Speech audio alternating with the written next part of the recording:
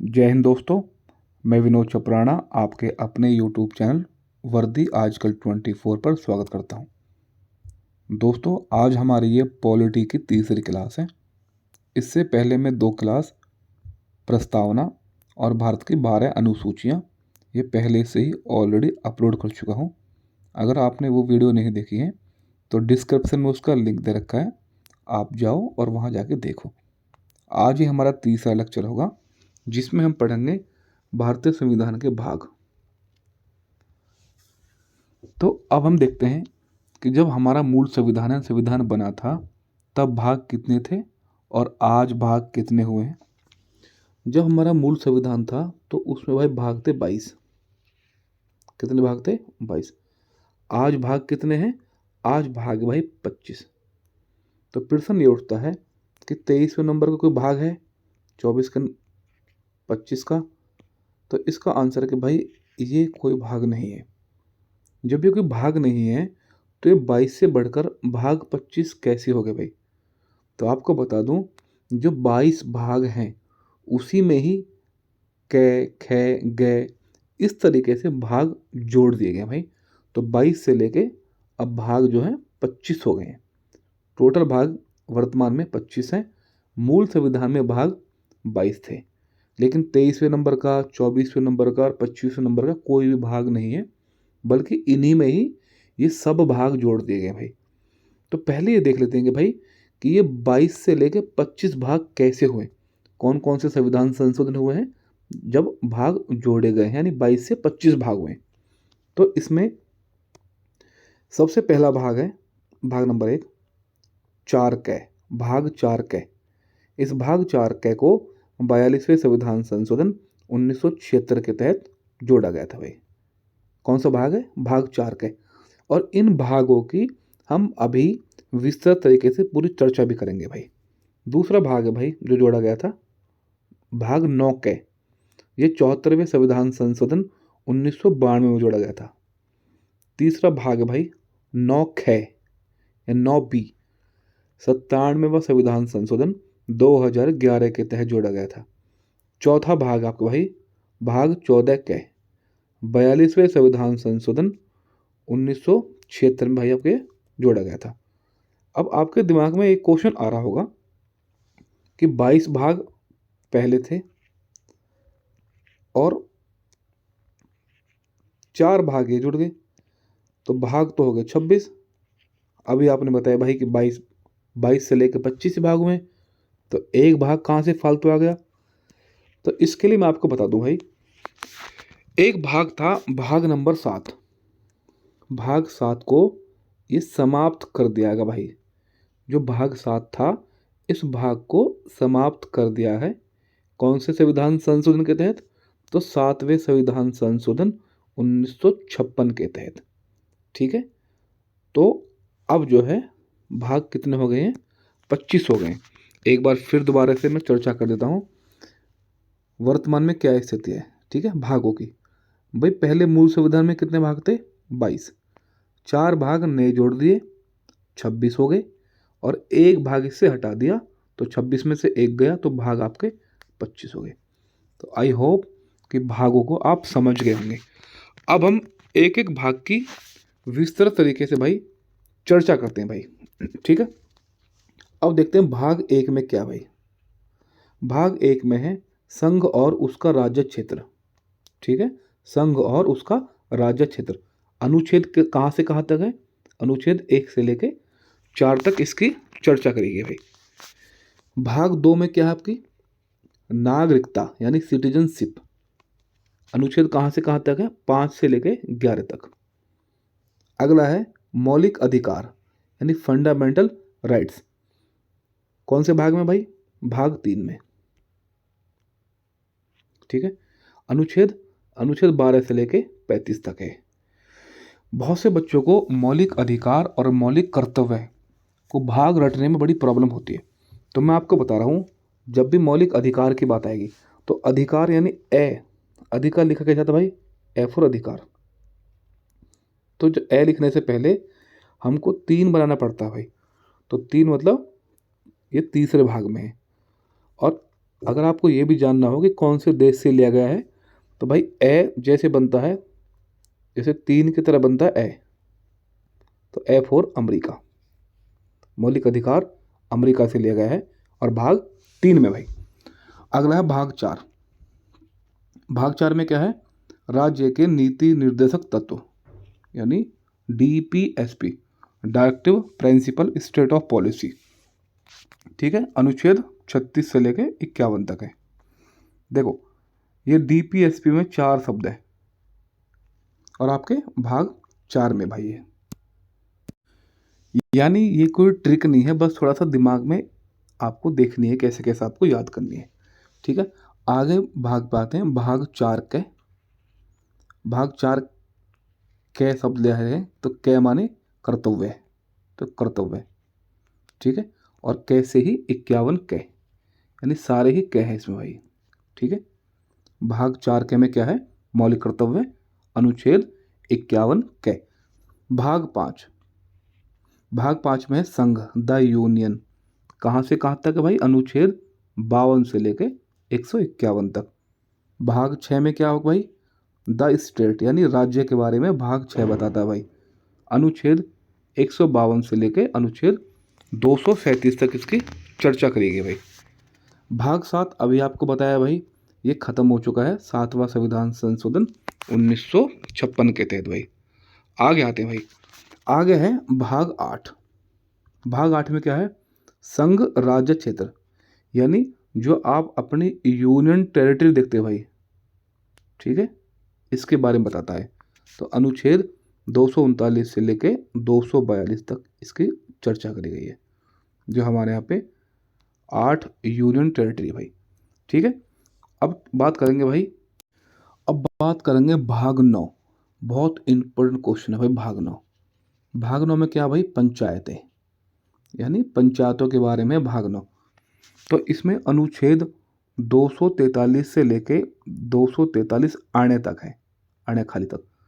लेकिन अंग्रेजी में आपको बताया है कि अनुच्छेद 243 से लेकर अनुच्छेद 243 ओ तक है।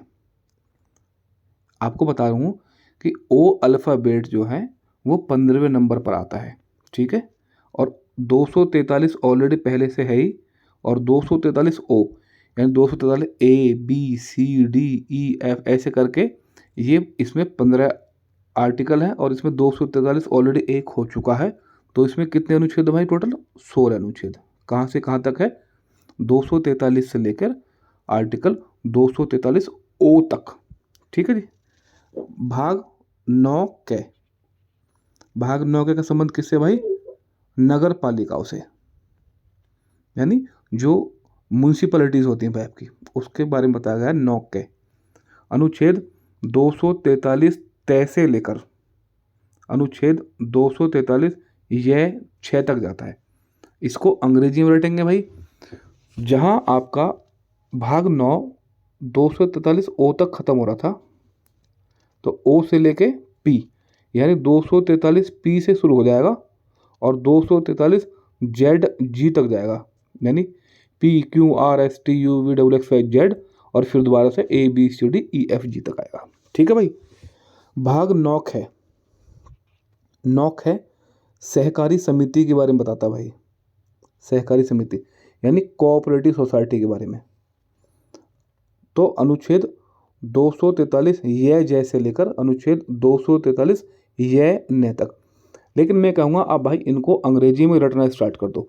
तो अनुच्छेद 243 देखो वहाँ पर जेड जी पर ख़त्म हो रहा था भाई, यहाँ पे जो आपकी सहकारी समिति थी, लेकिन यहाँ पर स्टार्ट हो रहा है एच से। 243 जेड एच से 243 जेड टी तक। ठीक है भाई। अगला है भाग 10। भाग 10 किसके बारे में भाई? अनुसूचित तथा जनजाति क्षेत्र के बारे में, the schedule and tribal area के बारे में। कौन सा अनुच्छेद है भाई? अनुच्छेद 244 से लेकर 244 के तक इसकी चर्चा करता है, अनुसूचित तथा जनजाति क्षेत्र के बारे में। अगला है भाई भाग 11 और भाग 12। तो 11 और 12 में केंद्र एवं राज्य के बीच संबंध को बताता भाई। केंद्र एवं राज्य के बीच कैसा संबंध होगा, ये दोनों भागों में है, यानी भाग 11 में भी है और भाग 12 में भी है, यानी relation between the union and the state. लेकिन अलग कुछ बातें क्या है, जैसे भाग 11 में पहला है विधायी संबंध, ठीक है, लेजिस्लेटिव रिलेशन। दूसरा है प्रशासनिक संबंध, एडमिनिस्ट्रेटिव रिलेशंस, ठीक है। और भाग 12 में क्या है, जो आपके वित्त संबंध है, संपत्ति के संबंध है, या संविदाएं हैं, या वाद है, यानी finance, property, contracts and suits, ठीक है। जैसे वित्त के बारे में आपको बताओ, आपने पढ़ा होगा आर्टिकल 280 वित्त आयोग के बारे में भाई, ठीक है। और अभी इसकी चर्चा करूंगा, अभी रुको आप, पहले इधर आते हैं भाई। पहला है आपका विधायी संबंध। ये भाग 11 में दो संबंध हैं, विधायी संबंध और प्रशासनिक संबंध। विधायी संबंध की चर्चा कहाँ तक है, अनुच्छेद 245 से लेकर 255 तक है, ठीक है भाई। और जो प्रशासनिक संबंध है वो 256 से लेकर 263 तक है, ठीक है। जो आपके वित्त संबंध है, संपत्ति है, संविदाएं और वाद हैं, ये 264 से लेकर भाई आपके 300 कै तक है, ठीक है। अभी जैसे मैंने आपको बताया था कि 280, तो 280, 264 और 300 कै के बीच में आएगा, जो कि 280 बताता है एक वित्त आयोग के बारे में भाई, वित्त आयोग। अगला है भाई भाग 13, भाग 13। तो भाग 13 में किसकी चर्चा करी भाई, भारत के राज्य क्षेत्र के भीतर व्यापार, वाणिज्य तथा समागम के बारे में, यानी trade, commerce and inter course with in the territory of India. यानी आप अपने भारत राज्य क्षेत्र के भीतर कोई भी व्यापार कर सकते हो, वाणिज्य कर सकते हो, कोई भी आप समागम कर सकते हो। तो कौन से भाग में भाई, तो ये है भाई आपका भाग 13 में भाई, ठीक है। अब भाग 14 के बारे में बात करते हैं भाई। भाग 14, भाग 14 में क्या है, संघ तथा राज्य के अधीन सेवाएं, अनुच्छेद 308 से लेकर अनुच्छेद 323। ऊपर जो था भाग 13, तो अनुच्छेद 301 से लेकर अनुच्छेद 307 तक था भाग 13। लेकिन भाग 14 जो संघ और राज्य के अधीन सेवाएं होती हैं, ये आर्टिकल 308 से लेकर 323 तक है, यानी service under the union and the state, जिसमें आपके IPS, IAS और IFS जैसी नौकरी आती हैं। स्टेट PCS भी इसी में आती हैं आपकी, ठीक है, यानी अखिल भारतीय सेवाएं वगैरह, ठीक है। अब बात करेंगे भाग 14 के, ये अधिकरण के बारे में बताता। अधिकरण यानी ट्रिब्यूनल्स जो हमारे बने हुए हैं, जैसे NGT वगैरह है, नेशनल ग्रीन ट्रिब्यूनल्स है ना। तो अनुच्छेद 323 कै से लेकर अनुच्छेद 323 ख तक इसकी चर्चा है, ठीक है जी। आगे बढ़ते हैं, आगे है भाग 15, वो मोस्ट इम्पोर्टेंट क्वेश्चन भाई। भाग 15 में क्या हुआ है आपका, निर्वाचन यानी इलेक्शन के बारे में है। अनुच्छेद 324 से लेकर 329 कै तक ये जाता है भाई, ठीक है। आगे करेंगे भाग 16 के बारे में। भाग 16 क्या है, कुछ वर्गों के संबंध में विशेष उपबंध है भाई। जो बहुत से वर्ग हैं, जैसे अल्पसंख्यक वर्ग हैं, जैसे आपके SC ST वर्ग हैं, उसके बारे में बताता है आपका, जैसे OBC वर्ग वगैरह है, ठीक है। तो ये कौन सा अनुच्छेद है, अनुच्छेद 330 से लेकर 342 तक, यानी स्पेशल प्रोविजंस रिलेटिंग, ठीक है। भाग 17, भाग 17 में भाई राजभाषा के बारे में है, जो कि अनुच्छेद 343 से लेकर 351 तक है। भाग 18 में क्या भाई आपका आपात उपबंध है भाई, जो 3 प्रकार के आपात हैं, यानी इमरजेंसी, अनुच्छेद 352 से लेकर 360। भाग 19 में क्या आपको भाई प्रकीर्ण, यानी जितना भी आपका विविध है, जो मिसलेनियस है, उसके बारे में बताता आपका, अनुच्छेद 361 से लेकर 367। भाग 20, भाग 20 का भाग 20 में है संविधान संशोधन, अनुच्छेद 368। अब भाई आपको 4 भाग मोस्ट इम्पोर्टेंट याद रखने हैं। भाग 15, भाग 15, ठीक है, भाग 17, भाग 18 और भाग 20। तो मैंने इसके लिए एक ट्रिक बनाई थी भाई, न रे ए से नरेश, यानी 15 में न फॉर निर्वाचन, निर्वाचन भाग 15, रे भाग 17, रे मतलब राजभाषा, न रे ए फॉर आपात उपबंध भाग 18 और संविधान में संशोधन भाग 20। तो भाई मैं समझता हूँ कि आपको ये समझ में आ रहा होगा। आगे बढ़ते हैं भाई, हम जो भाग 21 के बारे में देखते हैं भाई। भाग 21 में क्या है? अस्थायी संक्रमण कालीन तथा विशेष उपबंध, यानी अस्थायी संक्रमण कालीन तथा विशेष उपबंध, यानी जो भी temporary, transitional and special provisions होते हैं, ये अनुच्छेद 369 से लेकर 392। ठीक है भाई। अगला है भाग 22, संक्षिप्त नाम प्रारंभ हिंदी में प्राधिकृत पाठ, यानी short title commencement authority text in Hindi, अनुच्छेद 393 से लेकर 395 तक है भाई ये भाग 22।